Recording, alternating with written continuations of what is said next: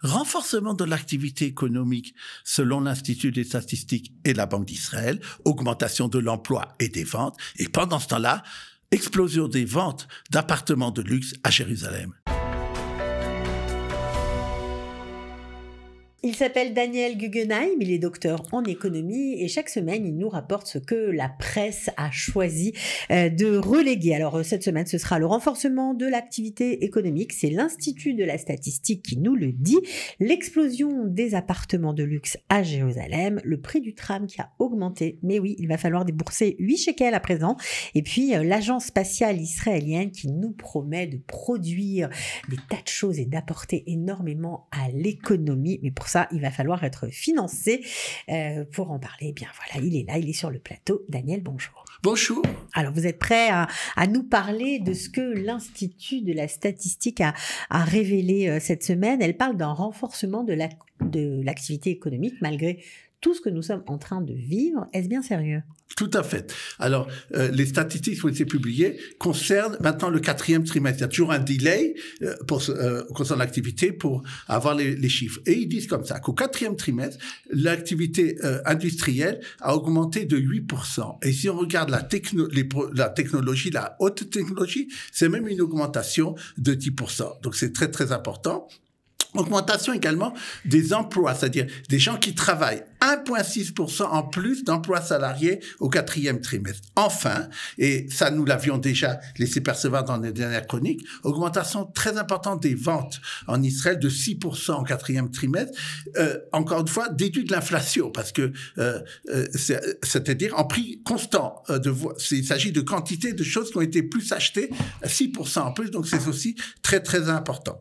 Maintenant, ce qui est intéressant de voir, c'est la statistique. Et cette semaine également, la Banque d'Israël a publié ce qu'elle appelle Madad Meshulav. C'est un indice, Madad c'est Madif, Meshulav, il dirait de l'activité. C'est-à-dire, il met là-bas plusieurs éléments, importation, exportation et tout ça. C'est complément à ce que fait la statistique et c'est d'autres données. Et alors, elle a donné ses propres données. Elle a dit, moi, d'après mon indice général, en janvier, maintenant, ça ne s'agit pas de décembre, mais moi, je vois que même en janvier, ça continue, plus 0,6%. C'est important parce que, bien entendu, pendant la guerre, ça fait même régresser. Et là, on continue. Alors, la Banque d'Israël met en avant, bien entendu, le fait qu'on a eu cessez-le-feu dans le Nord. Et ce qu'elle a dit la statistique sur le 4e trimestre, il vient même dire, nous on revoit la hausse, notre indice dont j'ai parlé, Meshulav, du mois de décembre, on voit qu'il est plus important que prévu, il passe de 0,7 à 0,9. Ça veut dire, c'est vrai ce que dit la statistique, qu'il y a eu une bonne reprise économique, mais même c'est complété par nos chiffres à nous. Donc c'est très très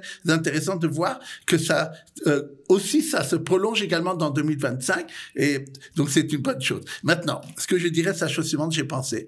Cette semaine également, en dehors de ça, la Banque d'Israël devait prendre sa décision concernant le taux d'intérêt. Mais oui, on en a beaucoup parlé dans la presse. Et qu'est-ce qui s'est passé? C'est qu'elle a décidé, comme prévu d'ailleurs par les économistes, de ne pas changer le taux. D'abord, il faut savoir que les analystes ont voulu savoir aussi qu'est-ce qu'on pensait de ChatGPT. Quand est-ce que la Banque d'Israël va descendre ses taux d'intérêt? Et en fait, elle a répondu comme la plupart des analystes, ce qui est normal puisque il est ingurgé de ce qui se passe. Il voit ce qui se passe dans la presse lui aussi. Il écoute les chroniques sûrement que je donne. Et il a parlé du deuxième semestre 2025 où on aurait une baisse des taux d'intérêt. C'est ce qui est prévu d'ailleurs même peut-être un mois avant, un truc de ce genre. Et encore une fois, un demi, il est très optimiste par d'un 3-4%. Donc ça sera lent et ça ne sera pas dans les prochains mois, vraiment. Donc ce qui veut dire que pour ceux qui ont prévu d'acheter des appartements, les crédits hypothécaires vont continuer à coûter très cher. C'est intéressant ce que vous dites parce que cette décision a soulevé la colère de beaucoup de professions, comme habituellement des indépendants, les industriels et le secteur immobilier, en disant. Maintenant, ce que moi je voudrais dire en conclusion par rapport à ce que j'ai dit, il me semble que la Banque d'Israël, elle dit qu'elle attend de voir la stabilité des prix. C'est vrai qu'on avait parlé d'une inflation assez importante au mois de janvier, ce qui n'était pas étonnant vu l'augmentation de TVA et deux autres impôts dont on avait parlé. Mais il me semble qu'elle a tenu compte aussi des statistiques qu'elle voit au niveau de l'activité économique, de ses propres statistiques, également de ce qui dit l'INSEE israélien. Et donc elle s'est dit, à partir du moment où je vois que même avec des taux d'intérêt importants, je vois que ça marche, pourquoi je me presserais à les descendre? Donc en fait, je pense que ça a été lié, ça a fait partie de sa décision. C'est de notre faute, alors il faudrait faire la révolution, le boycott des super et ne plus rien acheter pour que les taux d'intérêt baissent. Oui, mais tu sais pas. C'est pas possible. Bon, alors juste pour un dernier conseil, parce que vos conseils sont précieux, Daniel, on en profite. Pour ceux qui ont prévu un achat immobilier, est-ce qu'il vaut mieux attendre la baisse des taux d'intérêt dans quelques mois? Ah, c'est intéressant, parce que j'ai vu plusieurs articles qui disaient que il y a beaucoup d'appartements qui sont pas vendus, des appartements, 70 000 on parle, et qu'effectivement, il semblerait qu'il y ait quelques preuves qui montreraient qu'on assisterait à une baisse dans les prochains mois. Et donc, à part bien entendu les professionnels immobiliers qui disent non, achetez maintenant. Et donc, toujours, il faut être prudent, quoi. Mais je pense les gens ont la pédale sur le frein, ils attendent que les taux d'intérêt baissent. Je pense aussi, oui. Ok. Alors justement, la conclusion, enfin en tout cas plutôt, la transition est toute trouvée, puisque maintenant nous allons parler de l'explosion des appartements de luxe, notamment à Jérusalem. Alors c'est un peu paradoxal, puisqu'on sait que les jeunes quittent la ville parce qu'ils ont du mal à se loger, parce que les prix sont extrêmement chers. Or, sur le marché, on voit qu'il y a une reprise des appartements de luxe qui dépasseraient peut-être 10 millions par appartement, c'est énorme, et ça marche. Tout à fait. J'ai vu plusieurs articles d'études qui ont été publiés cette semaine sur justement ce qui se passe dans les appartements de luxe en Israël. Il y a à l'heure actuelle 30 méga-projets en construction uniquement d'appartements qui sont au moins de 10 millions de shekels, donc qui sont ni pour vous, ni pour moi. Et c'est un problème. D'ailleurs, pour illustrer ce qui se passe, ces journaux-là rapportent une discussion qu'il y a eu entre un responsable à la ville de Jérusalem et celle qui est chargée de la construction à Jérusalem du point de vue de la ville, la commission de construction. Et elle la voit à côté il y a une rue qui s'appelle Olia Virmiaou, c'est un endroit, d'ailleurs, un quartier orthodoxe, où il devait y avoir où il y a maintenant en construction des très grands tours, on dirait, et alors, elle a demandé à cette personne-là qui est conseiller municipal à Jérusalem, du orthodoxe, peu importe quel, en l'occurrence, et il lui a dit, mais chose qui est bizarre, je vois pas l'endroit où les enfants pourront jouer, où il y a et les écoles ou les choses comme ça. Et là, il y en a pas besoin. Tu vois, ce qui va être construit maintenant, c'est pour des gens qui vont habiter toute l'année à Toronto ou à New York, etc., qui viennent pour les fêtes. Et pour eux, au maximum, je te dis que dans tous ces endroits-là, il y aura peut-être 500 enfants qui vont et pas les 2000 que tu attends. Et ça montre bien ce qui est. Et le problème est la chose suivante, c'est que bien entendu, c'est win-win. C'est win-win pour ceux qui construisent des appartements, parce que si vous avez maintenant des appartements à 2-3 pièces maintenant même, qui sont à 10 millions de shekels, et plus comme avant que c'était des énormes appartements, et qui étaient à côté des quartiers, la vieille ville, ou des quartiers extrêmement luxueux, et spécialement pour certaines personnes, maintenant c'est partout. Alors c'est beaucoup plus intéressant pour eux de vendre ça. Pour la ville, ce qui est problématique, c'est que pour la ville, c'est aussi comme ça. Elle, soi-disant dit que elle fait tout pour ne pas qu'il y ait des appartements fantômes, mais en vérité, elle reçoit une très grande arnonade de ces appartements, et elle nous donne très peu de services, puisqu'en fait, elle sait que les gens vont pas avoir vraiment habité, et donc elle va avoir moins déplacés. Voilà, et ça, c'est dramatique. Et qu'est-ce qui se passe? Est-ce que vous allez dire, oui, mais peut-être ces gens ne sont pas là, mais ils vont le louer à des gens. Maintenant, c'est tellement cher, les prix sont de 1000 shekels la nuit dans Airbnb pour ces appartements-là, parce que c'est très demandé. C'est pour une certaine frange de la population, on va dire qu'apparemment, si ces appartements se construisent, c'est qu'il y a beaucoup de demandes.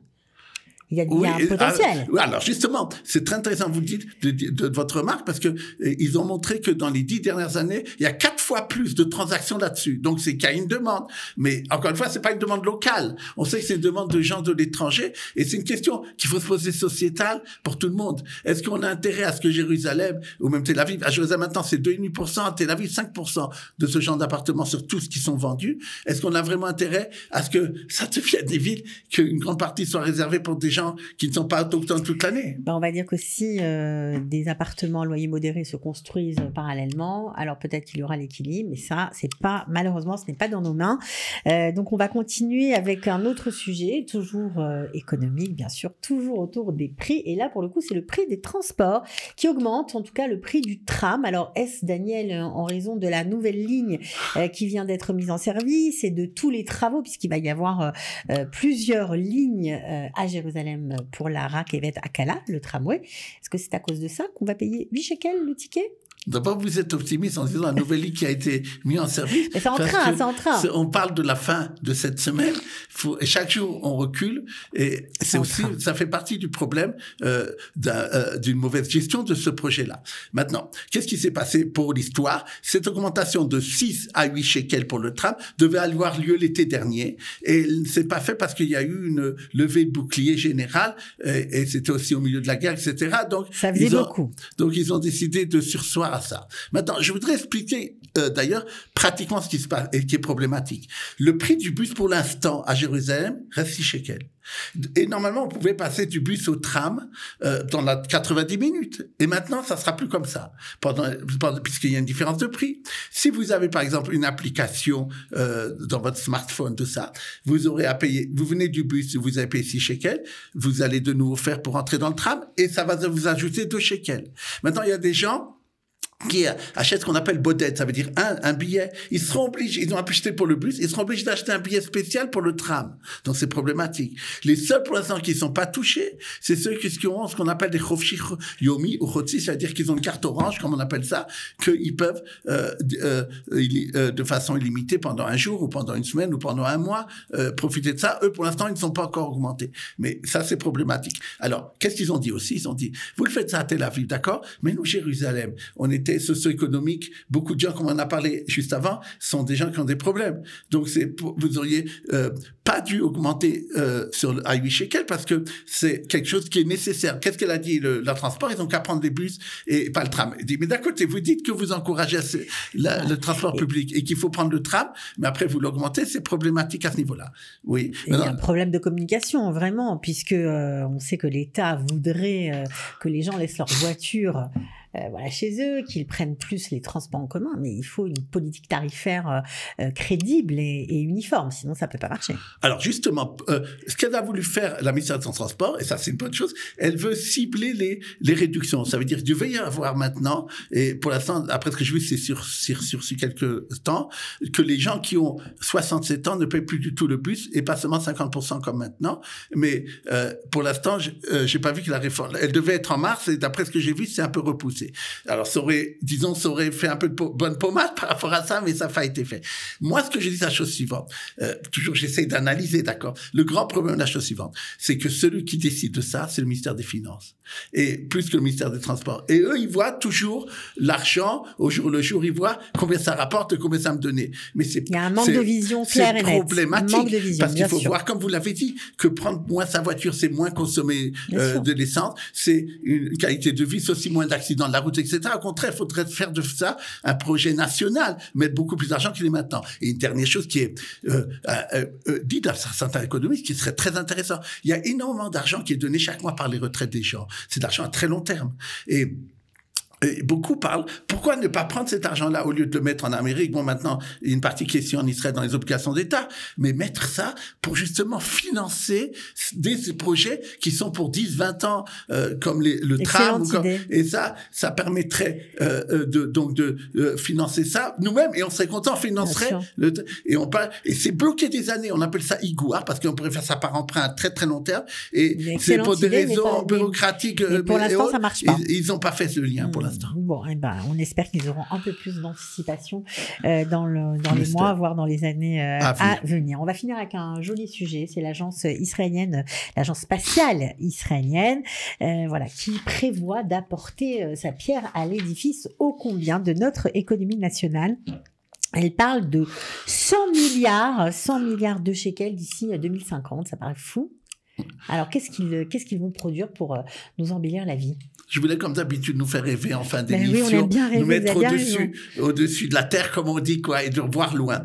Et elle a justement l'a présenté cette semaine, comme vous avez dit, la Sornut-Achala, c'est-à-dire l'agence spatiale en Israël, à la commission des Knesset, une commission des sciences. Et c'est très intéressant. Là-bas, beaucoup de choses se disent très, très intéressant, puisque c'est notre avenir. Et donc, ils sont venus exposer leur rapport. Ils ont dit, regardez, on peut vous donner 2023. 2023, j'ai 6 000 employés Pardon, c'est même 7 000 employés dans tout ce qui est mon agence spatiale, et j'apporte à l'économie 6 milliards de shekels. Je peux vous dire que chaque année, en tant que privé, d'investissement privé dans l'espace israélien, il y a une augmentation de 20% par an, donc c'est très très bon chiffre. Mais nous, on vient demander des sous à l'État pour arriver à notre projet qui serait d'arriver, comme vous l'avez dit, à 2050 à un apport de 100 milliards de shekels pour l'économie, à 18 000 employés là-bas, et donc ça serait très important. Ils disent que un emploi dans l'agence spatiale, c'est plus important pour l'économie que dans tous les autres secteurs, y compris de la haute technologie, donc c'est vraiment l'avenir.